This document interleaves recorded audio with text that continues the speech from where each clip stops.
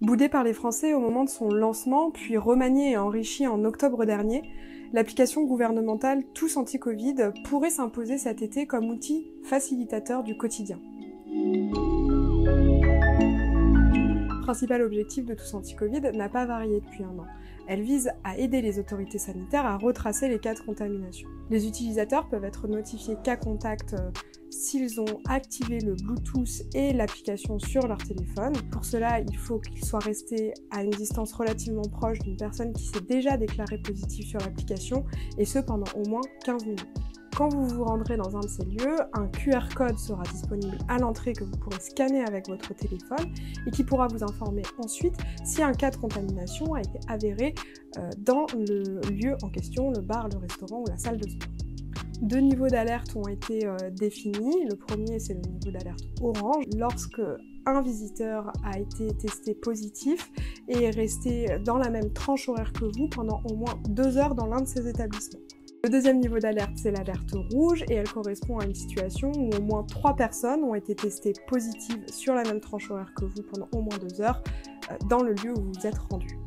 Évidemment, un cahier de rappel papier sera toujours mis à disposition des clients qui n'auront ni smartphone ni envie de télécharger l'application Tous Anti-Covid et qui pourront laisser leurs coordonnées aux propriétaires des établissements mentionnés auparavant.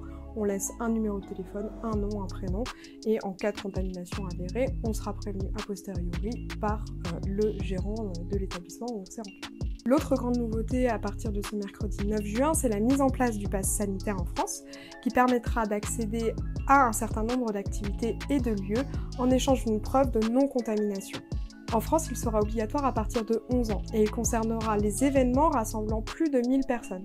Le pass sanitaire sera aussi obligatoire dans le cadre de nos déplacements, notamment en Corse pour cet été par exemple, ou dans les Outre-mer.